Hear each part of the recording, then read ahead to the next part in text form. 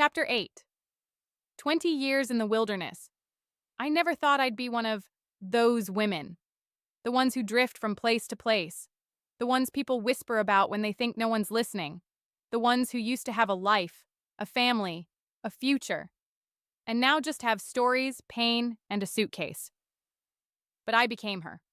Not all at once. It started with a short stay on a cousin's couch, then a friend's spare room, then a shelter, then another. At first, I called it temporary, just a season, a rough patch. But that patch stretched into years, then decades, 20 years. 20 years of trying to find home and never quite making it. 20 years of living in other people's spaces, never fully belonging. 20 years of waking up in strange places with the weight of regret as my only familiar companion. Homelessness wasn't just about not having a place to stay. It was about not having a place to land emotionally. I wasn't anchored. I wasn't grounded. I was floating, waiting for something, anything, to feel like safety again. People think homelessness has a look, that it wears dirt-stained clothes or carries a sign. But most of the time, it just wears exhaustion. It wears shame. It wears a forced smile when someone asks, "How are you doing?" And you say, "I'm all right." Because you've said it so many times, you almost believe it. I lived in cars. I slept in shelters filled with crying babies and coughing strangers. I spent holidays in places that smelled like despair and disinfectant. I walked through grocery stores just to feel warm air and normalcy.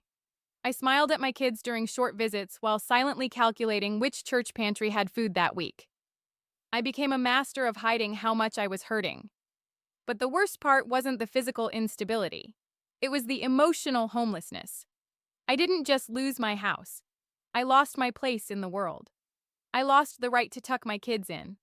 I lost the rhythm of routines and the comfort of belonging.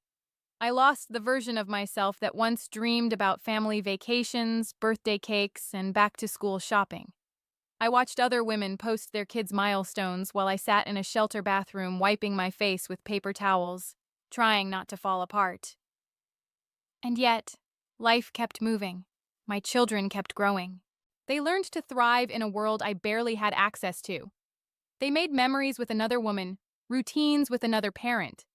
And though I knew it was for the best, that they were safe, cared for, loved, it still broke something in me I haven't fully repaired. I missed so much. Their laughter, their tears, their ordinary days, and I blamed myself for all of it. Every missed moment felt like punishment. Every holiday alone felt like God reminding me what I had forfeited. But here's the part I didn't expect. Even in the wilderness, God was still there. Even in shelters, in borrowed beds, in rooms filled with strangers. He whispered. He didn't rescue me the way I wanted him to.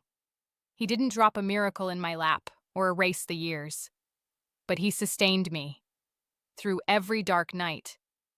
Every tear-stained prayer. Every step I took when I didn't know where I was going.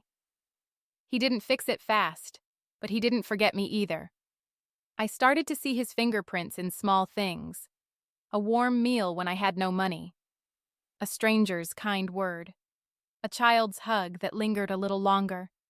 A moment of laughter that broke through the heaviness. And over time, I realized this wilderness wasn't just punishment. It was process.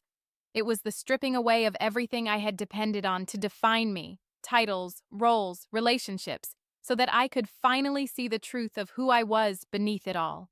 I wasn't just a woman who messed up. I was a woman being remade, slowly, faithfully, through every hardship, through every tear, through every year that seemed lost but was really preparation. 20 years is a long time, but it wasn't wasted. Because in the wilderness, I learned how to survive. And more importantly, I learned how to begin again.